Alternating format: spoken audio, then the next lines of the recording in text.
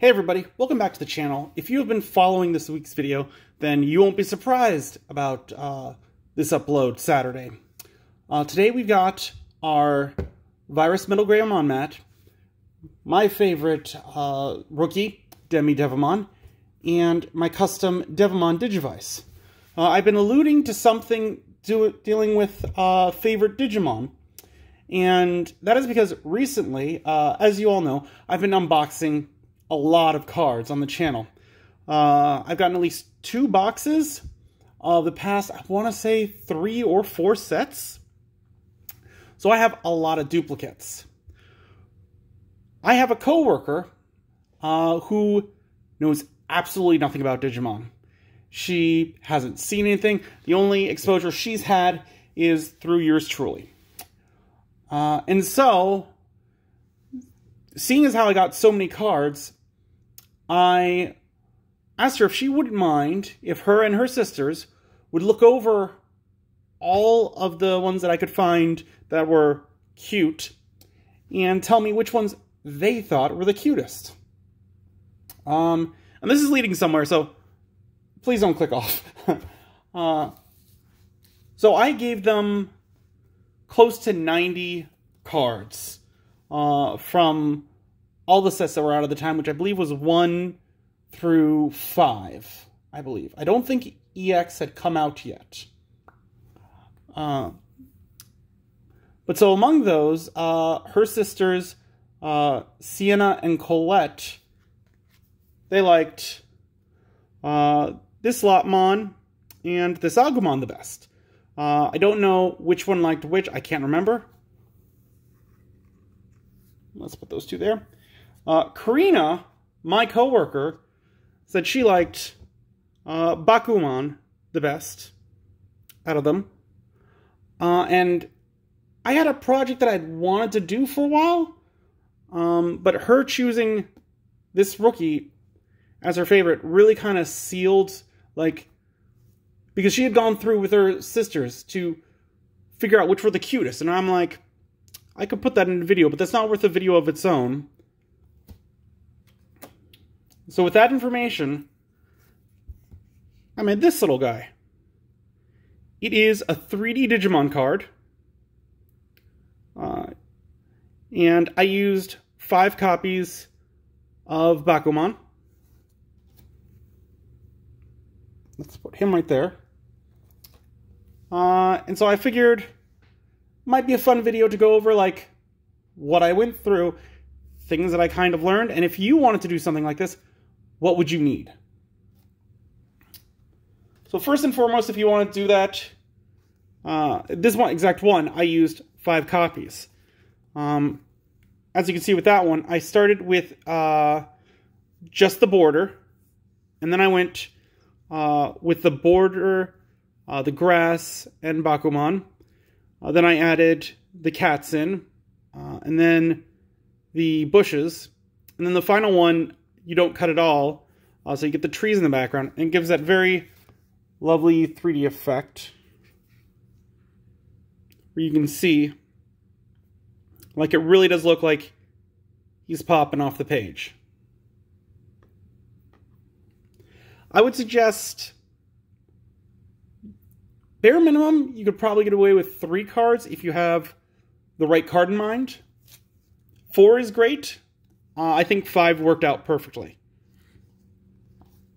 So other than the 5 copies, you'll need a nice X-Acto knife, because you need to really curve around things. So this is definitely a must. You can't do this with scissors. You definitely want an X-Acto knife with that very pointed tip. You're also going to want a cutting board, or a cutting surface of some area. I would definitely suggest a cutting board. You might be able to get away with cardboard, but that is dangerous. I would definitely suggest a cutting board. Next, for the spacers in between the levels, I found this foam core, which is only 99 cents. And it's a nice green color. I got it to match the card pretty closely. So if I had done a blue card, I would have done blue foam. If I had done a yellow, I would have done the yellow foam. You get the idea. And then to stick it all together, I got some of this glue here. And I actually got a second glue. I believe it's clear, like, industrial glue. That costs, like, I want to say $6. Because you don't have to do this. I did, though, because Karina's got pets. And so I put a film over the top of it so that to kind of help keep cat hair out of it. Because her cat likes to mess with things, as do many. And that clear plastic I got from just a normal sleeve. Again, I buy cards online, singles. When I'm missing just one or something just to complete the set, I'll buy a card and it'll come in a sleeve most of the time, or some other protective. And for that, I just took an actual card, placed it over, traced out the shape with the X-Acto knife. I would choose a card you don't care about, like a real good candidate would be some of the extra rule cards that you have laying around. Because again, I bought 2 of every single starter, so that means I've got a lot of these laying around. So I could easily cut that off, drop this on top, and cut around it. And if I nick this card, I don't have to worry too much, because it's just instructions. So that's basically everything I think you'll need to make that. Then we're getting into, like, what cards would I suggest? What would you look for in a card for a beginner to do this? And what to avoid. The first thing that I would say to avoid is any with active effects. So you're looking for inherited or just straight vanillas. Because in this one, if it wasn't for this effect, like, I could probably do this one where you start by cutting out the street lamp with Terriermon, and then another layer with the background, and then just the border. That'd be a simple 3-layer one. But because it's got all that text there, it eats into a lot of the real estate of the card, and it's not going to look nearly as good. And if anything, you'd probably have to do another layer where it's like just the border, then the effect, then this with Terriermon, and then the background. I don't think it would look nearly as good. So I would stay away from cards with active effects. Next thing to stay away from is ones where there's not a lot of anchor points, I guess to call them, for your subject. So for both of these, Agumon and Keramon are kind of in the center of the frame, and there's not much holding them there. So, like, really it's just like that tiny point there on the claw that connects up to that Digivolution cost. And because of that, he would be very hard to put the foam core behind and keep it stacked properly.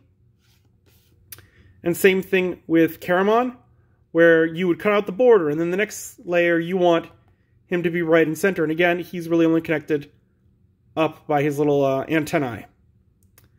Or if you want to even go further, you could make the front the Sunamon, which would give you a good anchor point there, but just it being so thin and him being so spindly and noodle-like, he wouldn't make for a good choice, in my opinion. So stay away from ones where you can't get good anchor points. Next things to avoid is ones that are too simplistic, in my opinion. Like, these are the ones where it'd be like 3 layers, and that's kind of boring, in my opinion.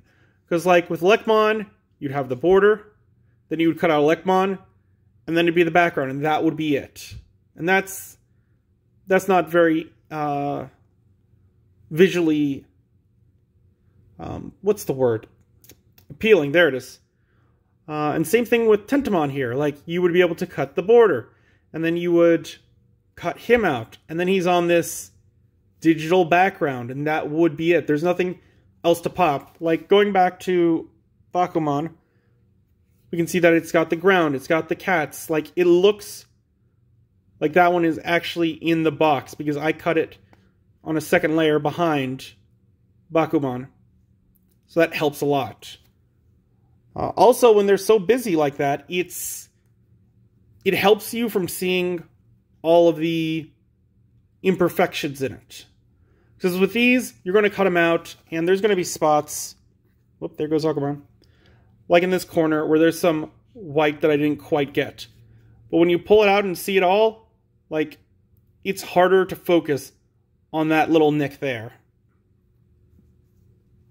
So I would definitely choose something that has a background to it. And has some interesting stuff going on. Nothing so simple like this. So then this is one of the ones that I would consider doing as a beginner. Because Gatsumon here, you could easily cut out the border as one layer. And then cut out him as the second layer. And because he is a rock, he is very angular. So you wouldn't have to do many of the curves, which can be quite troublesome. It would just be like straight edge, straight edge, straight edge, straight edge. Really the only curves would be up here in the Digivolution costs. So this guy, I would say, is a definite good one. Like I was saying, the first layer would be him. The second layer would be him on the hill with the wall. The third layer would be the fence. And then the final would be the background. So that's a good 4 or 5 layers to him. And I think that would really work out well. I would think about maybe cutting out the eyes. I don't know. So that, like, you could have the rock and you could have the eyes sunken in. Might look a little off that way. Not sure. But this one's a good choice. Some other good choices that I had looked at for beginner ones would be like this Vmon here. Like, at first, he looks like he would be floating, and that would be a no-no. But these blades of grass in the corner, you could easily cut those out first, and then the next layer could be Vmon with him, so he would be anchored down by those.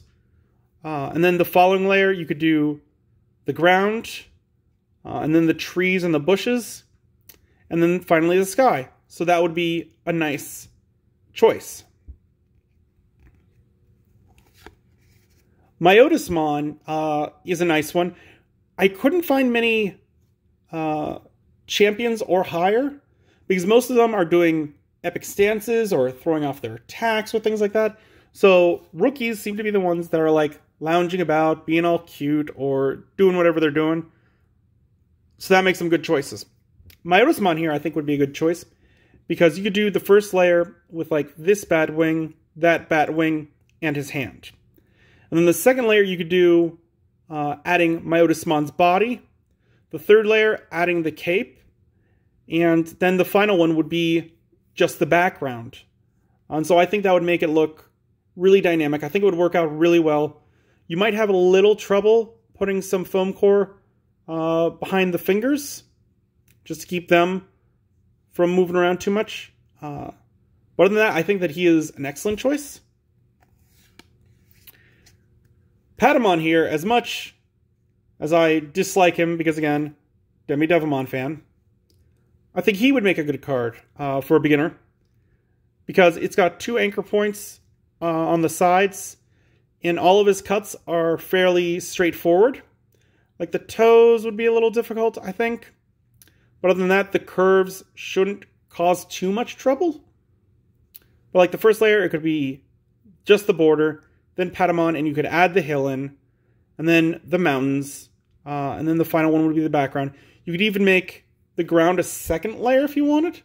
So it could be 1, 2, 3, and then just the sky for the final. And I think that would make a nice card.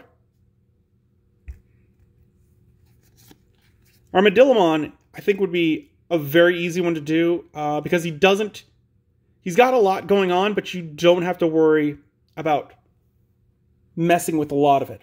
Like the first layer would be the border. The second layer would be this foreground rocks. And then I would add Armadillomon in there, which the hardest part would be cutting out those negative spaces beneath his legs, or between his legs. Then you could do another layer with this background rock, and then the background would be with the sky, the uncut card.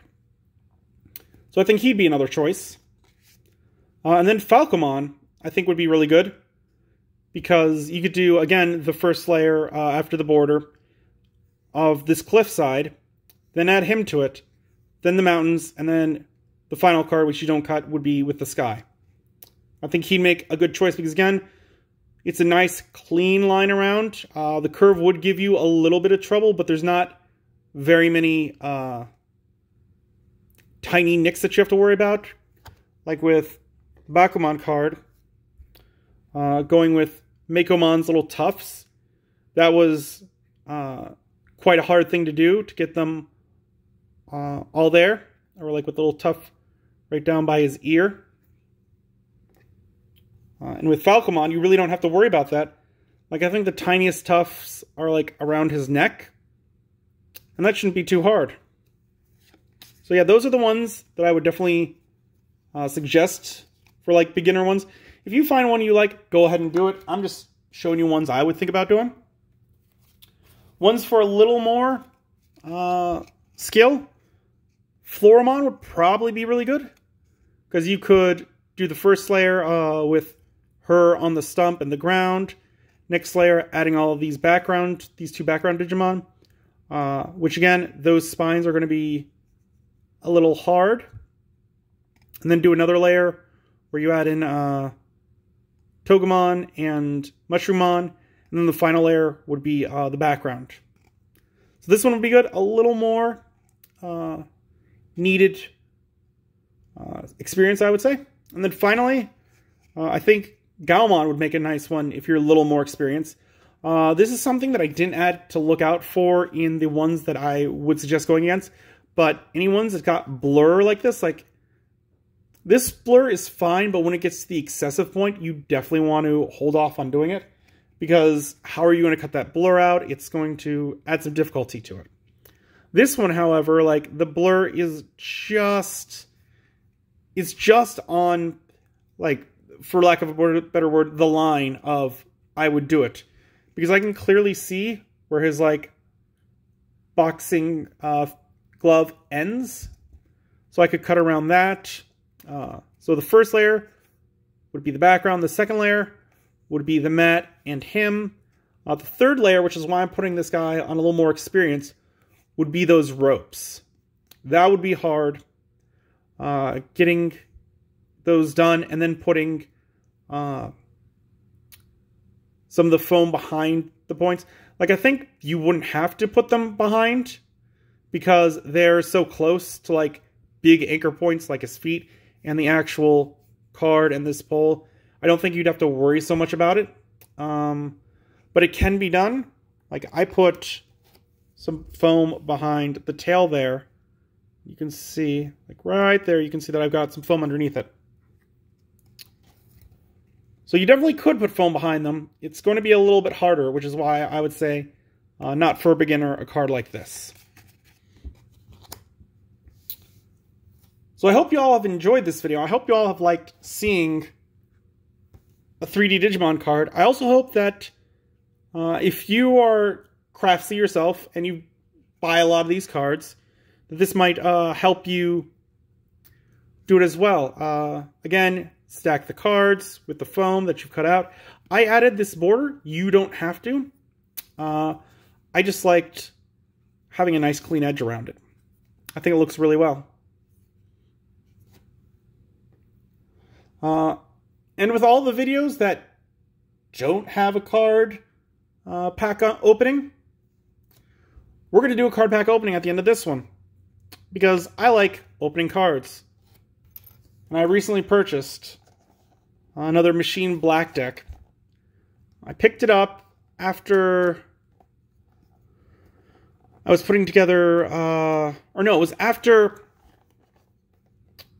I was revamping all of my old decks. I was looking at the Machine Black deck, and there was a couple in there that I thought that I might want. And I only had one of these decks, so I figured sure, why not? I was ordering stuff online and I needed a little more to push me into the free shipping. So I plopped this guy on there.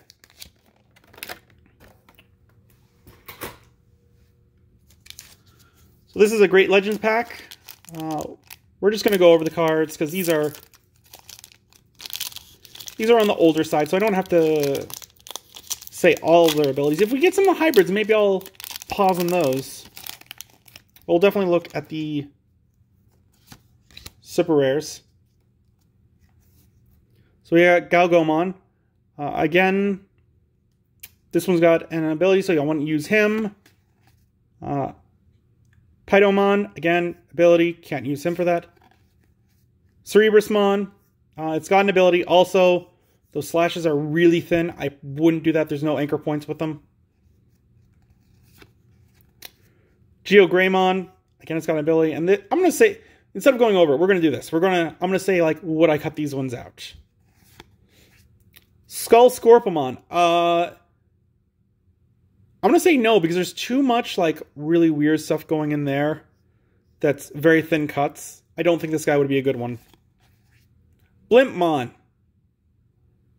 He's iffy. He doesn't have some good anchor points, but you could get... He's got a big body, so I could definitely put him on there pretty easy.